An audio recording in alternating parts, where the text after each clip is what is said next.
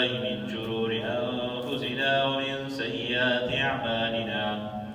من يهدي الله فلا مضل له ومن يضلله فلا هادي له ونشهد أن لا إله إلا الله وحده لا شريك له ونشهد أن سيدنا ومولانا محمدا عبده ورسوله أرسله بالحق بشيرا ونذيرا من يطع الله ورسوله فقد رشد ومن يعصهما فإنه لا يضر إلا نفسه ولا يضر الله شيئا. قال الله تعالى في القرآن الكريم والفرقان الحميد: أعوذ بالله من الشيطان الرجيم. بسم الله الرحمن الرحيم. يا أيها الذين آمنوا اتقوا الله حق تقاته ولا تموتن إلا وأنتم مسلمون. قال النبي صلى الله عليه وسلم: لا فضل لعربي على عجمي ولا عجمي على عربي إلا بالتقوى أو بالدين، أو كما قال عليه الصلاة والسلام. دوستان و عزیزانو، تیر جمعه د توبې باره کې بیان شو او ظاهره خبره ده چې کله هم یو انسان د ګناهونو نه توبه تائب شي، حدیث شریف کې راځي: التائب من الذنب كمن لا ذنب له، چې څنګه ګناهګار انسان توبه کوونکی توبه وباسي، داسې شوه چې د اډو ګناه نه ده کړې، او همیشه د پاره توبه چې کله دی وباسي نو دی به د ګناهونو نه ځان ساتي، او چې کله د ګناهونو نه ځان ساتي نو دی به ځان پرهیزګارو کې متقي پرهیزګار به ځان جوړوي. حضرت عمر رضی الله عنه یو پیره د ابی ابن کعب رضی الله عنه نه تپوس وکړو او دای ورته ووایي چې تقوا څه ته وایي؟ نو جواب کې ورته وایي چې حضرت تقوا دې ته وایي چې کله په لار روان او په لاره خاردار هم وي، ځنګل هم وي، کاڼي ګټې هم وي، او دغه رنګې مشکله لار وي، تا خپلې کپړې، څادر، جامې ټول هر څه د ځان پسې راغونډ کړي او روانې، نو دې ته تقوا وایي چې د هر څیز نه ځان بچ کړي. که نن سبا د زمانې ته وګورې، چاپېره د شیطان فسق او فجور لارې درته خورې کړي دي، جالونه یې درته خور کړي دي، قسمه قسم جالونه یې درته خور کړي دي، چاپېره یې د دروغو جال یې درته خور کړی دی، د دوکې جال یې درته خور کړی دی، د دروغو جال یې درته خور کړی دی، د فراډ جال یې درته خور کړی دی، هر قسمه څه ورته غنې درته خورې کړي دي، هغې نه به ځان بچ کړه. دې ته ویل کېږي تقوا. یو پیره واقعاتو کې راځي، جناب محمد رسول الله صلی الله علیه وسلم کور ته لاړو، کور کې ویې کتل، په طلایي کې کجوره پرته وه. جناب محمد رسول الله صلی الله علیه وسلم په خپله فرمایي چې کجورې ته زما ډېر زړه وشو، خو ما سره شک وسې نه دا د صدقې کجورې، ځکه مې روانه مسته. دې ته ویل کېږي تقوا. دوستانو عزیزانو، نن سبا په لاره کې سړی پیسې ومومي، څه شی ومومي، نو هغې څه حکم دی؟ پخوا خو به چا څه شی وموند ته زر به یې پې خپه کې خدای ما دا وموند ته دا زما دی. شریعت کې د دین په رڼا کې چې څه شی دې وموند ته هغه لقطه کې جمع کړي، لقطې نه مخکې د هغې دپاره اعلانونه کول دي، خلکو ته وینا کول دي، بهی دا شی ما موندی دی، دا د چا دی؟ مسلسل اعلانونه به کوې چې تا څه شی وموندل. دا نه، چې څه شی دې ومته مستا شو بیا د لوقتې نه پس بیا هغه صدقه کېږي چا ته فقیرانو ته مسکینانو ته هغوی باندې صدقه دوستانو عزیزانو موضوع نه بدلېږي جناب محمد رسول الله صلی الله علیه وسلم په زمانه کې به صحابه کرام رضی الله عنهم اجمعین همیشه عبادت و شوق و ذوق سره کړی دی صحابي رسول راضي دی د الله رسوله موږ خو ګناهګار وو موږ خو د دین اسلام نه خارج شو نبی علیه السلام ته تپوس کوي وایه ولې څه وجه ده وی د الله رسوله وی چې تا سره ناست یو د جهنم جنت تذکرې کېږي وی د رب العالمین یره مو په زړه کې پرته وي چې کله بهر دنیا ته لاړ شو هغه هر څه رانه هېر شي هغه هر څه رانه هېر شي د دنیا په بګر کې ولګو چې کله خیال مو راشي چې خو دا وګوره دنیا خو دنیا د وجې رانه دین هېر شو وی دا یره چې ستا په زړه کې نبي علیه السلام ورته ووایي چې دا یره ستا په زړه کې پرته دې ته ووایي تقوا دوستانو عزیزانو د امام ابو حنیفه رحمت الله علیه یو واقعه راځي چې د امام ابو حنیفه رحمت الله علیه په زمانه کې یو چیلۍ چا پټه کړه شاګرد نه تپوس وکړ د چیلۍ څومره عمر دی وی شپږ اووه کاله یې عمر دی هغه اعلان دا وکړو چې اووه کالو پورې ما ته به د چیلۍ غوښه څوک نه راوړي ولې د چیلۍ نه یې پرېږدي دغه رنګې د امام احمد بن حنبل رحمت الله علیه واقعه راځي چې خادم ورته روټۍ پخه کړه نو په روټۍ ډېره پسته وه پسته ډوډۍ خادم ته وایي دا روټۍ خو ډېره پسته تا دې څنګه پخ کړې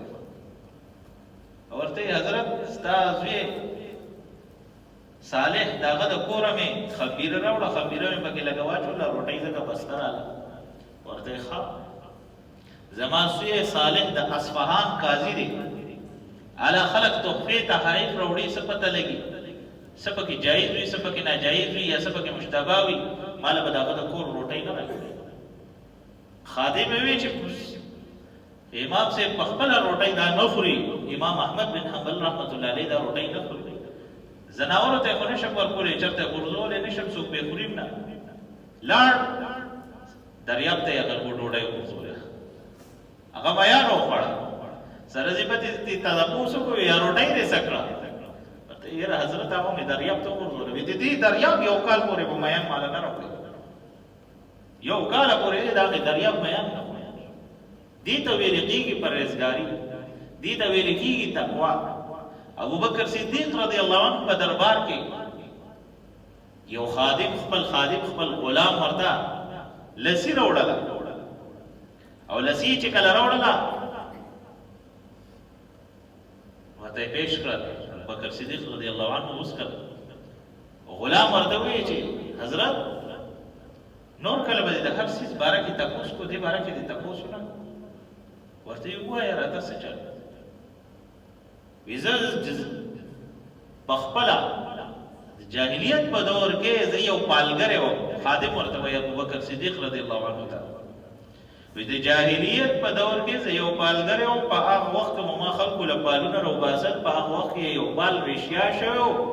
وی هغې کس له مې پال راایستی و نو هغه رښتیا شو نه نو هغه راله په تحفه کې په خوشحالۍ کې ما له د چیلۍ پی راوړل نو هغې پیونه مې تا له لسي وکړه ابوبکر صدیق رضی الله عنه لاړ سیدې حلق ته یې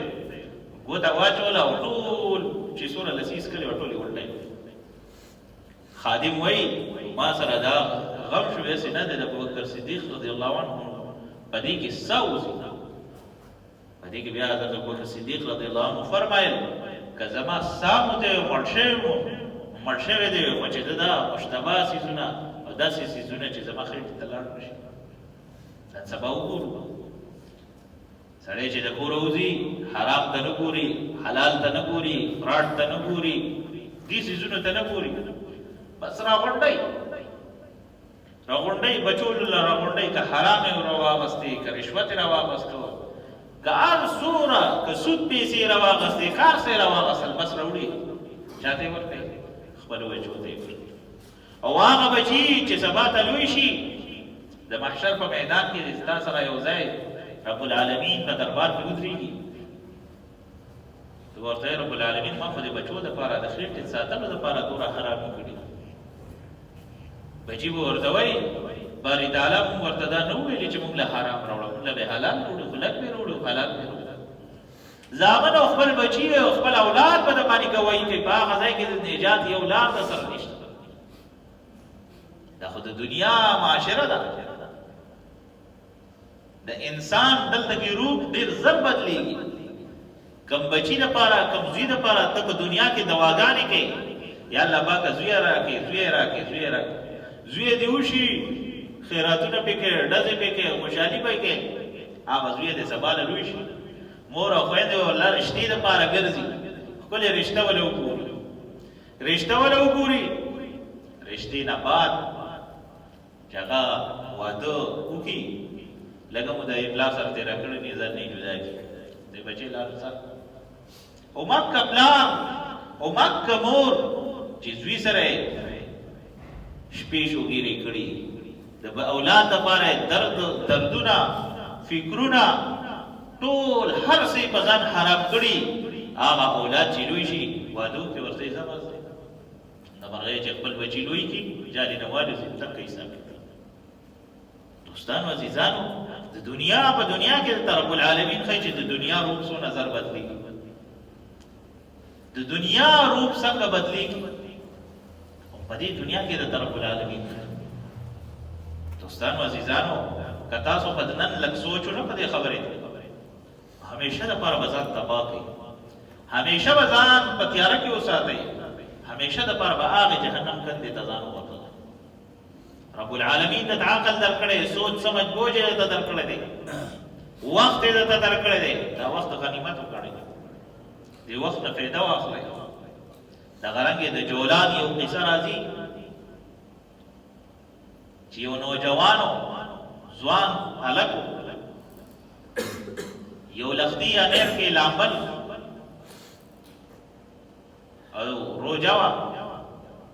واقعاتو کې راځي چې اودسې کولو بل واقعاتو کې راځي چې لامبل ده سره دا فکر و چې خدای پاکه روژه به پسه مات کړه دی اوس هغه لختي په غاړه ناست دی چاردام کوي او ناست دی او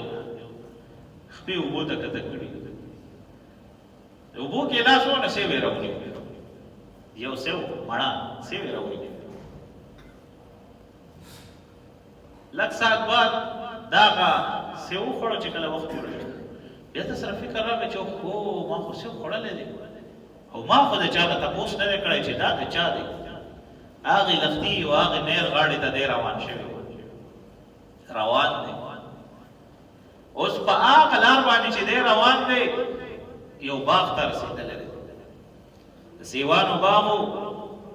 هغې کې یو چوکیدار بابا و تپوس یې دې کړی دی چې دا باغ ستا دی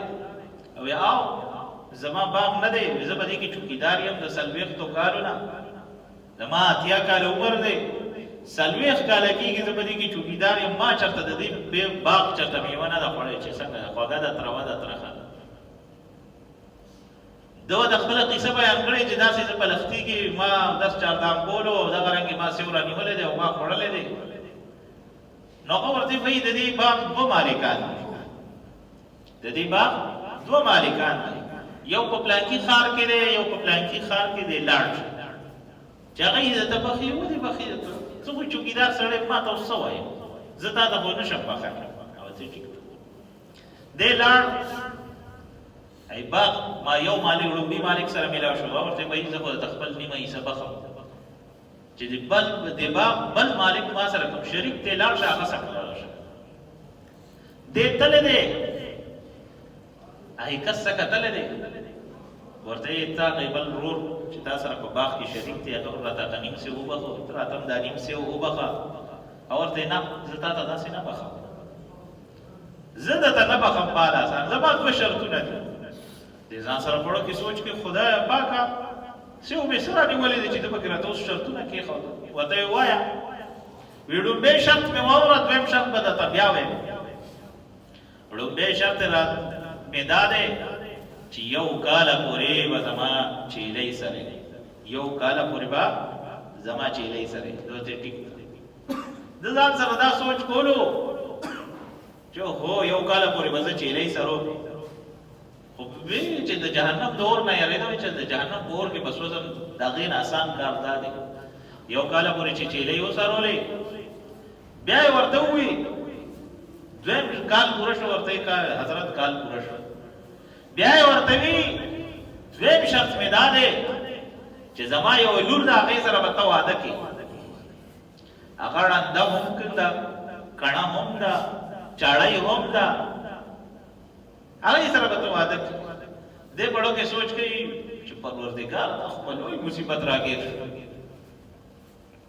لومبی شرط یې ګران و هغه دویم د هغې نه هم ګران دو د غاړه کېښودل زه بس صحیح ده ځه واده وشو نکاح وشوه کله کور ته ځي اجینه یې چې ولیده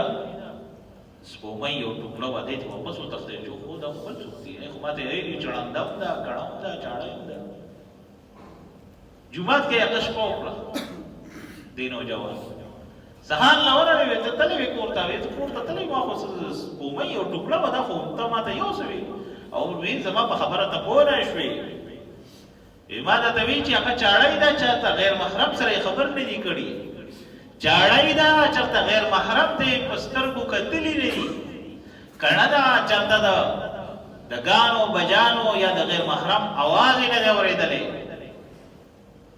وی الله رب العزت د دې دواړو جوړونه تاسو ته پته ده بیا څوک پیدا کړ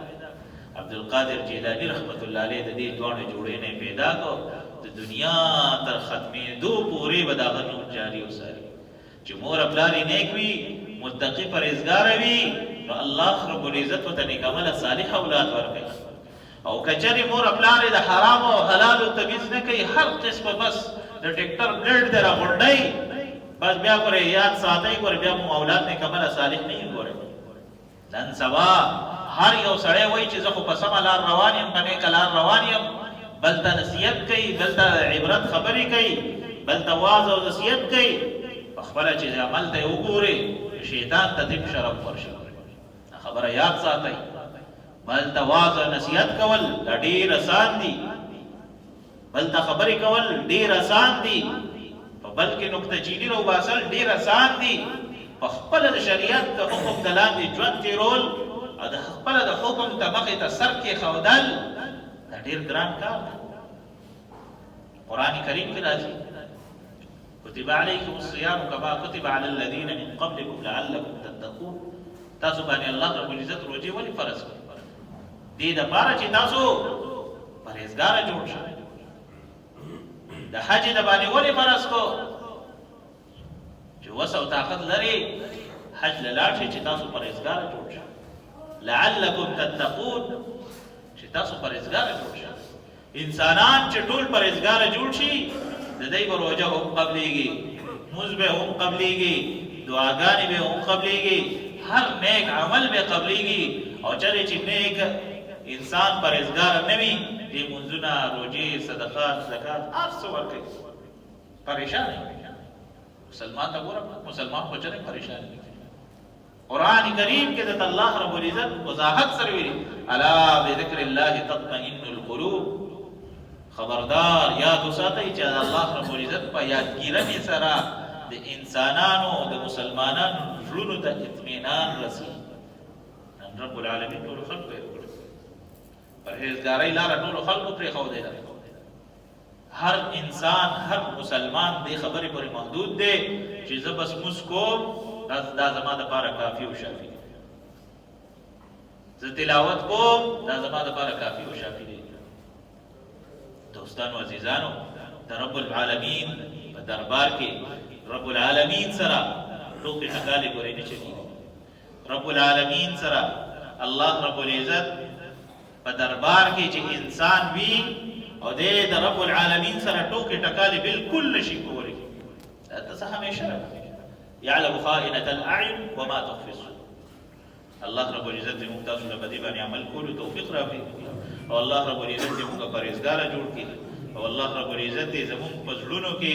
خپله یره واچوي الله رب العزت دې زموږ ټولې دعاګانې قبولې کړي. عبادت ته ودرېږو، مونځ ته ودرېږو، سوچونه کوو، دعا ملاس رب العالمین ته نیولې، سوچونه کوو، تلاوت کوو، ګرځي مو مازغه مو بل ځای کې ګرځي،